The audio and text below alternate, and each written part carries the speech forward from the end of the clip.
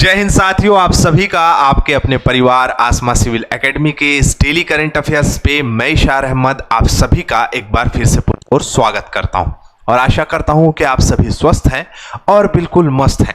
साथ ही साथ अपनी प्रतियोगी परीक्षा की निरंतरता, अपनी प्रतियोगी परीक्षा की तैयारी बेहतर जोरों शोरों से और एक युद्ध स्तर पे कर रहे हैं। मेरे प्रिय साथियों, जैसा कि टेक्निकल प्रॉब्लम की वजह से 7 तारीख 8 तारीख को जो है करंट अफेयर नहीं आ पाया, जिसकी चर्चा आज हम कर लेंगे। मतलब आज है 9 तारीख और आज है रक्षाबंधन, तो आप सभी को रक्षाबंधन की ढेर सारी शुभकामनाएं, ढेर सारी आपको बधाई हो। और आज के दिन आप अपने भाई के लिए जो रक्षा चाहते हैं, जो अपने भाई के लिए एक बेहतरी चाहते हैं, वो बिल्कुल आपकी मनोकामना जो है वो पूरी हो। आसमा सिविल एकेडमी ये कामना करता है। ठीक है, तो चलिए ज़्यादा समय ना लेते हुए अपना सत्र प्रारंभ करते हैं। लेकिन हाँ, उससे पहले मैं आप सभी को बताना चाहूँगा कि अगर चैनल में नए हैं तो चैनल को सब्सक्राइब कर लें, और पहले से अगर इस चैनल में है तो मेरे प्रिय साथियों इस वीडियो को शेयर करना ना भूलें, क्योंकि ये बहुत ही इंपॉर्टेंट होने वाला है। वीडियो में शुरू से अंत तक जरूर बने रहें। ठीक है, चलिए आइए आज की पॉजिटिविटी देखें। रास्तों की चर्चा है। रास्ते कैसे भी हों, आपको पता होना चाहिए आपको कहां जाना है। अगर आपका लक्ष्य निर्धारित है, आपको ये पता है कि मुझे क्या करना है, आपको ये पता है कि मेरा लक्ष्य कहाँ है और उसे कैसे प्राप्त करना है, तो मेरे प्रिय साथियों आपको किसी का कोई भी नहीं हरा सकता। अर्थात आपको अपना समर्पण, आपको अपना दृढ़ संकल्प, आपको अपना उद्देश्य जो कि क्या है, वो है आपका लक्ष्य सरकारी नौकरी प्राप्त करना। तो उसके लिए आपको सारा रोड मैप पता होना चाहिए। और मैं रोज आप लोगों को बोलता हूं कि हर दिन का आपको करना क्या है, प्लानिंग करना है। मेरे प्रिय साथियों, रोज रात के प्लानिंग कर लेंगे। जैसे आज 9 तारीख है, अगर आप 9 तारीख को 10 तारीख की प्लानिंग कर लें तो ये सुनिश्चित हो जाएगा कि आपको क्या करना है। अर्थात आप एक मैच्योर, एक समझदार और एक जो है आपका भावी अधिकारी के रूप में अपने आप को देखने लग जाएंगे। ठीक है, तो मेरी बातें आप लोगों को समझ में आ गई होगी। आप लोगों को रक्षाबंधन की ढेर सारी शुभकामनाएं आसमा सिविल एकेडमी की तरफ से। स्वस्थ रहिए, मस्त रहिए, खुश रहिए, समृद्ध रहिए। ठीक है, चलिए आइए। लास्ट टाइम मैंने प्रश्न पूछा था, ओवल में आयोजित 5वें टेस्ट मैच में आखिरी दिन भारत ने निम्नलिखित में से किस देश को हराकर मैच जीत लिया था।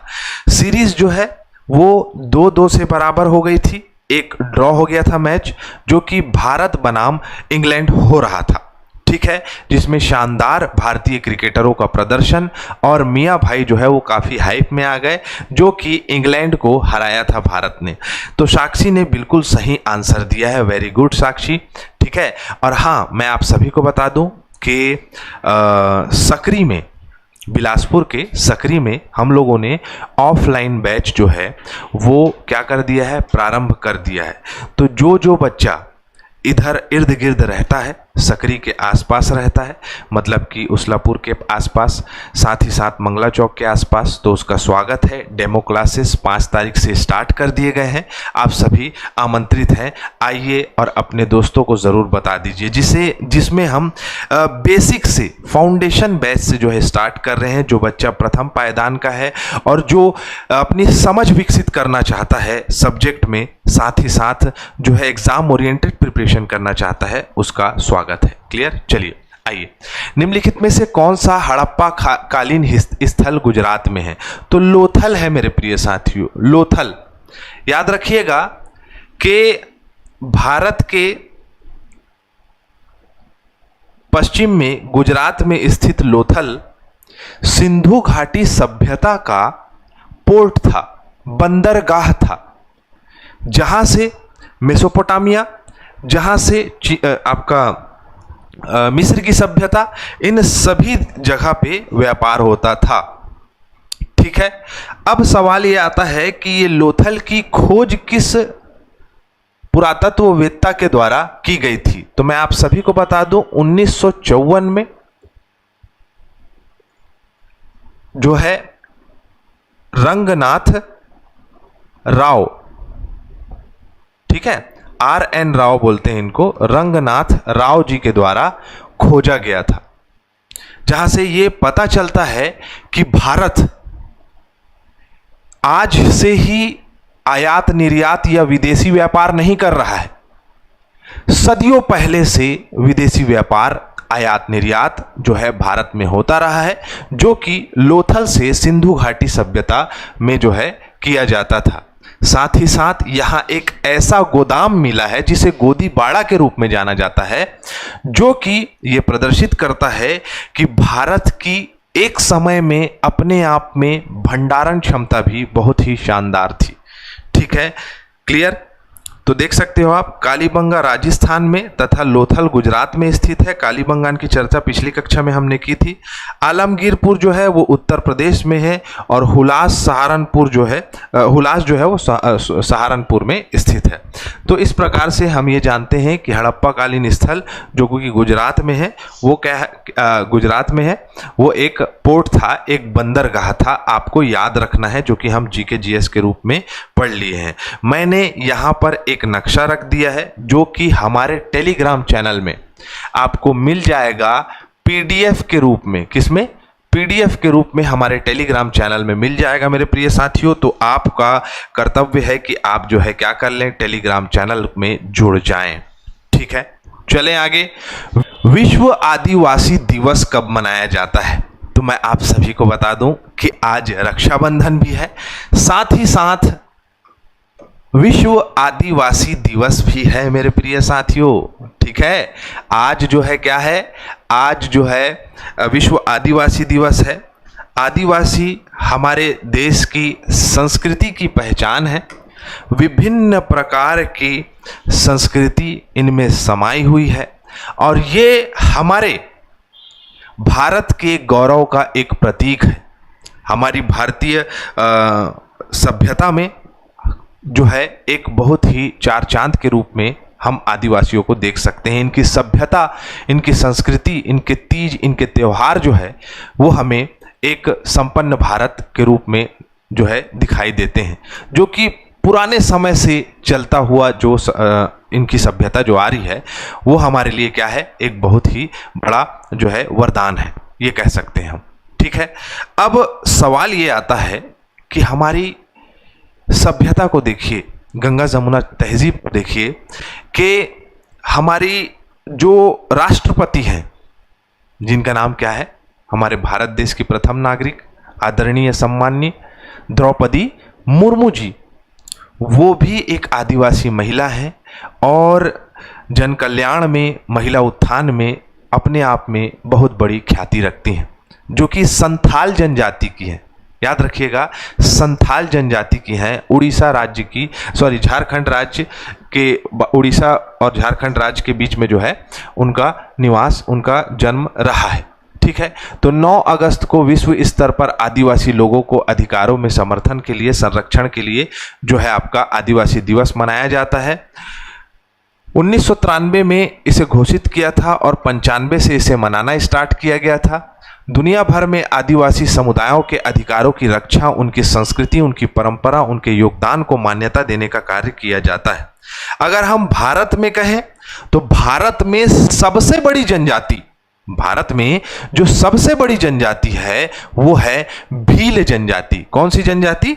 भील जनजाति जो है वो सबसे बड़ी जनजाति है। किसके अनुसार? तो 2011 की जनगणना के अनुसार। उसके बाद गोंड जनजाति आती है। यह भी भारत में काफ़ी जो है मतलब क्षेत्रों में इनका विस्तार है। जैसे कि आप देख सकते हैं, गोंड जनजाति मध्य प्रदेश, छत्तीसगढ़, महाराष्ट्र, आंध्र प्रदेश में पाई जाती है। भील जनजाति की बात करें तो राजस्थान, गुजरात, मध्य प्रदेश, महाराष्ट्र, त्रिपुरा में पाई जाती है। संथाल जनजाति झारखंड, पश्चिम बंगाल, बिहार, उड़ीसा में पाई जाती है, जो कि आदिवासी हमारी जो राष्ट्रपति हैं उनसे संबंधित जनजाति है। मुंडा जनजाति झारखंड, पश्चिम बंगाल, उड़ीसा में पाई जाती है, जो कि आदिवासी देवता बिरसा मुंडा भी इसी जो है जनजाति के थे, मुंडा जनजाति से संबंधित थे। ठीक है। खासी और गारो जनजाति मेघालय में पाई जाती है। कोडाबा जनजाति कर्नाटक में पाई जाती है। वैसे ही उत्तराखंड तरफ जाएंगे तो भी आपको बहुत सारी जनजाति जो है मिलेगी। कुकी मैती जनजाति मणिपुर में है, जहां पर अभी काफ़ी विवाद हो रहा है। कुकी मैती जनजाति के बीच में संघर्ष चल रहा है। भारत सरकार वहां राष्ट्रपति शासन लगा के रखा हुआ है। तो इस प्रकार से आप देख सकते हैं कि जनजाति वर्ग जो है वो चारों तरफ विस्तृत है।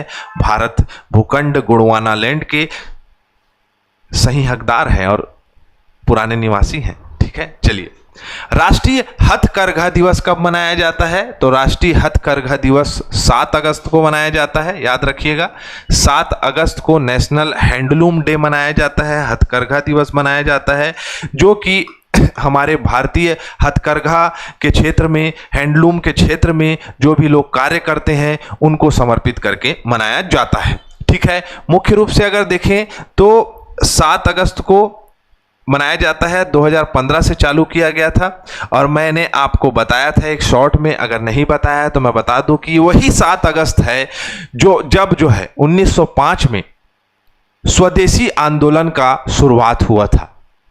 और स्वदेशी आंदोलन की शुरुआत होते साथ भारत में स्वदेशी अपनाओ और जो ब्रिटेन के प्रोडक्ट्स हैं उसका बहिष्कार करो का उद्देश्य रखा गया था। 1905 में ऐसी घटनाएं हुई जिससे कि लोग बहुत ज़्यादा हताहत हो गए। लॉर्ड कर्जन इस समय के वायसराय थे जिन्होंने बंगाल विभाजन का जो है आपका ऐलान कर दिया था। पूर्वी बंगाल और पश्चिम बंगाल को भाषाई आधार पर अलग करने का इनका उद्देश्य था। लेकिन हमारे भारत के लोग इसी समय से ही जो है एकजुट हो गए और जो है आखिर में ये हुआ कि बंगाल विभाजन हुआ, लेकिन भारत के लोग एकजुट हो गए। और इस समय एक कृष्ण कुमार मित्रा थे, बंगाली पत्रिका संजीवनी नाम से एक बंगाली पत्रिका चलाई, जिसने स्वदेशी बहिष्कार आंदोलन में एक क्रांति का कार्य किया।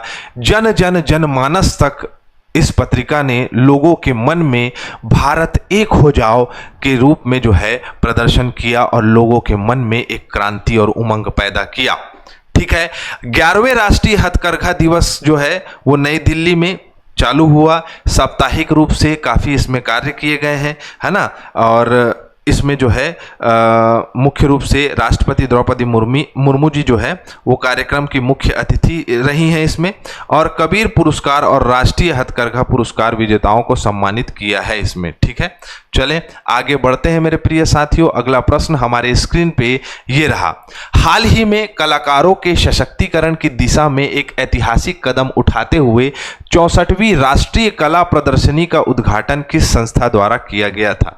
तो मैं आप सभी को बता दूं कि भारत के ललित कला अकादमी के द्वारा ये स्टार्ट किया गया है, जिसमें देखिएगा, समझिएगा, गौर करिएगा, ध्यान दीजिएगा, समर्पित रहिएगा कि जिसमें हमारे भारत देश के चित्रकला के क्षेत्र में कार्य करने वाले लोग, मूर्तिकला के क्षेत्र में कार्य करने वाले लोग, ग्राफिक्स के क्षेत्र में कार्य करने वाले लोग, फोटोग्राफी के क्षेत्र में काम करने वाले लोग, इंस्टॉलेशन के क्षेत्र में कार्य करने वाले लोगों के लिए 6 अगस्त से 15 सितंबर तक आम जनता के लिए यह प्रदर्शनी खुले रहेगा, जिसमें राष्ट्रीय कला अकादमी मुख्य रूप से जितने भी दृश्य कलाएं हैं उसको बढ़ावा देने का कार्य करेगी। समझ में आया? क्लियर हुआ? अब यहां पर सवाल आता है कि इसका उद्देश्य क्या है? तो भारत की समृद्ध कला विरासत और समकालीन कला का प्रदर्शन करना, मतलब कि भारत में जितनी भी संस्कृति है, कला है, प्रदर्शनी है, उसको सामने लाना, मंच प्रदान करना उन सभी को, कलाकारों के सशक्तिकरण और आजीविका समर्थन को बढ़ाना, मतलब कि जो कलाकार है उनके जीवन यापन के लिए जो आर्थिक जो लाभ हो सकता है, आर्थिक स्थिति बनाई जा सकती है, आर्थिक चीजों को लाया जा सकता है, उन सभी चीजों को जो है इस प्रदर्शनी के माध्यम से बेहतर करना। समझ में आया? कला संग्रहण को प्रोत्साहन करना, मतलब कि जो व्यक्ति लोग अगर किसी की डिज़ाइन है, किसी की चित्रकला है अपने घर में, अपने ऑफिस में, अगर उसको रख सकते हैं, उसको जो है बेहतर तरीके से अगर शौकीन होते हैं जो, उन सभी को लिए जो है संग्रहण को बढ़ाना, राष्ट्रीय सांस्कृतिक मानचित्रण मिशन को समर्थन करना, साथ ही साथ मुख्य उद्देश्य ये रहा है कि जितने भी कलाकार हैं उनको एक प्लेटफॉर्म देकर उनकी आजीविका को बेहतर करना। समझ रहे हैं। तो आप देख सकते हैं ललित कला अकादमी जो है वो 1954 में इसे बनाया गया है। नई दिल्ली में मुख्यालय है। भारत में दृश्य कलाओं और चित्रकला मूर्ति कला को बढ़ावा देने का कार्य करता है। संस्कृति मंत्रालय के अंतर्गत आता है। चलें आगे। अगला प्रश्न हमारे स्क्रीन पे ये रहा, ठीक है। हाल ही में जनपथ स्थित हैंडलूम हॉट के विशिष्ट हैंडलूम एक्सपो और hot on wheels mobile retail पहल का उद्घाटन किस केंद्रीय मंत्री ने किया है? तो श्री गिरिराज सिंह। क्या है ये गिरिराज सिंह जी? जल्दी से बता दो। अभी तक बता दिया होगा आप लोगों ने। केंद्रीय वस्त्र मंत्री हैं। वस्त्र मंत्री। 11वें राष्ट्रीय हथकरघा दिवस 7 अगस्त को जो हुआ था उसके उपलक्ष्य में विशिष्ट handloom expo hot on wheels start किया है, जिसमें मेरा हथकरघा मेरा गौरव मेरा उत्पादन मेरा गौरव का जो है थीम रखा गया था। 116 पारंपरिक बुनाई शैलियों का प्रदर्शनी किया गया। बुनकरों द्वारा सीधे बिक्री किया गया। उत्पादों को लाइव बुनाई किया गया और लोगों को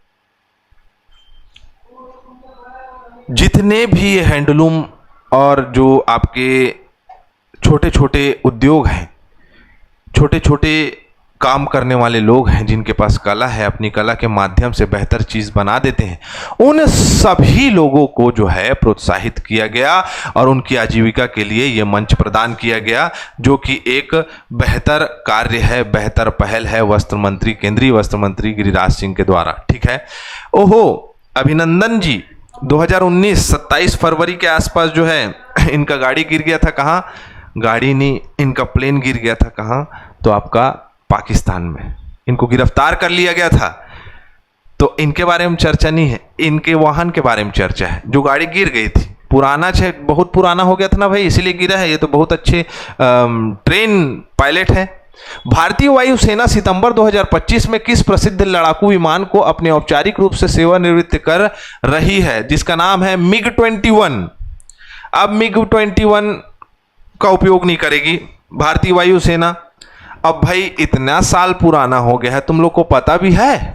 देखो 1963 में सोवियत संघ से लिया था भारत। अब भाई उतने समय से लिए थे तो अब क्या होगा? आप लोग 2010 मॉडल का भी एक्टिवा स्कूटी पे को नहीं चला पाओगे, पूरा खटर पटर हो जाता है। तो सोच लो 1963 से ये MiG-21 जो था 65-71 भारत पाकिस्तान युद्ध में काम आया, 99 में कारगिल युद्ध में काम आया, 2019 में बालाकोट एयर स्ट्राइक में काम आया, लेकिन वहां पर जो है गड़बड़ हो गया था भाई अभिनंदन जी से, नहीं हुआ था अभिनंदन जी से, सॉरी। गाड़ी गिर गया वाला मतलब विमान ही गिर गया तो क्या करता आदमी, ठीक है। तो इन्हें सेवानिवृत्त कर दिया गया है। भारतीय वायुसेना की स्थापना 1932 में रॉयल इंडिया एयरफोर्स के नाम से हुई थी। 26 जनवरी 1950 में भारतीय वायुसेना नाम इसका रखा गया। प्रथम भारतीय commander air marshal Subroto Mukherjee ji है। नई दिल्ली में मुख्यालय है। वर्तमान में एयर मार्शल अमरप्रीत सिंह जी जो है इसके प्रमुख हैं। चलो आगे बढ़ते हैं। हाल ही में भारत और ब्रिटेन के वैज्ञानिकों ने बेंगलुरु के निकट कोलार में दुनिया का सबसे दुर्लभ रक्त समूह की पहचान की है भैया। इस रक्त समूह का नाम क्या है? तो CRIB, CR फॉर क्रोमर और IB मतलब इंडिया और बेंगलोर, समझ रहे हो? भारत और बेंगलोर पहचान हुआ है। IB बता दिया, CR बता दिया। अब ये जो दुर्लभ ब्लड ग्रुप है इसका दाता ढूंढना क्या है? असंभव है। पूरे दुनिया में 5-7 लोग होंगे। अब उनका खून को जांच कहां से कराएगा आदमी खून जांच कराने समय सबसे टेंशन में रहता है, अरे कोच दी ही लग जाही, खून निकल जाही, फिर वैसे करके टोक टोक टोक टोक जो है कांच में ले लेते हैं। अब उन लोग का तो काम है भाई, किन लोग का? तो ब्लड जांच वाले लोगों का। अब यहाँ जांच की गई है। तो अगर देखें वैश्विक महत्व के रूप में तो रक्त असंगित होकर बेहतर ढंग से समझने में मदद करेगा। गर्भावस्था नवजात शिशुओं के रक्त रोगों की रोकथाम में मदद करता है, ऐसा मानते हैं, है ना। और अंतर्राष्ट्रीय दुर्लभ रक्तदाता नेटवर्क को बढ़ावा देता है। भारत दुर्लभ रक्त विज्ञान अनुसंधान में अग्रणी बन सकता है। सुल्तान मूवी देखे थे? रेयर रहता है कौन? सुल्तान खुद O नेगेटिव, और उसका लड़का भी हो जाता है O नेगेटिव वाला। अब उसका लड़का भी हो जाता है, उसको खून का कमी हो जाता है, बेचारा लड़का खत्म हो जाता है, रक्तदाता नहीं मिल पाता, और वो कहाँ चले जाता, ओलंपिक खेलने के लिए। समझे? हे सुल्तान कर दे चटाई। उसकी बीवी नाराज हो जाती, फिर बीवी बोलता भी है हमारे यहाँ डिवोर्स नहीं होता है, लड़ाई झगड़ा डिवोर्स नहीं होता है, हमारे छत्तीसगढ़िया में डिवोर्स कहते हैं जी, तो इसीलिए बोल दिया था मैं, तो डिवोर्स नहीं होता है, लड़ाई झगड़ा हो जाता है, ऐसे करके। चलो आ जाओ, करंट अफेयर पढ़ते हैं। मौद्रिक नीति समिति 56वीं बैठक 4 से 6 अगस्त 2025 को आयोजित की गई। इसका अध्यक्षता किसने की थी? तो उर्जित पटेल थोड़ी ना करेंगे, श्री संजय मल्होत्रा जी करेंगे। कौन है संजय मल्होत्रा? बताओ जल्दी से। भारत देश के कौन है? गवर्नर है भैया। अब ये जो है इसकी अध्यक्षता करे, जिसमें रेपो रेट जो है 5.50 रहेगा, स्टैंडिंग डिपॉजिट फैसिलिटीज 5.2% रहेगा, marginal stand facility and bank rate जो है 5.75% रहेगा।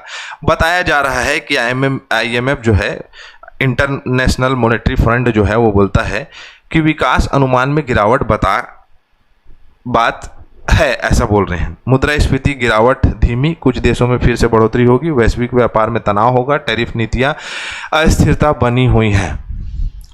देखो, अमेरिका टैरिफ लगा दिया है, जिसका बहुत बड़ा मुद्दा बना रहे, विपक्ष हो या पक्ष हो या XYZ जो भी हो। लेकिन मैं आप सभी को बता दूं, अमेरिका जो है वो कभी ना कभी टैरिफ लगाता ही, अभी लगा दिया। अब इससे होगा ये कि आत्मनिर्भरता पे ज्यादा फोकस किया जाएगा। कृषि के क्षेत्र में जो आयात किए जाते थे, आयात मतलब यही होता है ना, दूसरे देश से परचेस करना, अब अपने यहां पर उस पर कंसंट्रेशन किया जाएगा। कुछ समय पर स्थिति जो है वो क्या रहेगा, जूझना भरा हुआ रहेगा, मतलब कि थोड़ा सा संघर्षमयी रहेगा, लेकिन इससे देश का विकास ही होगा।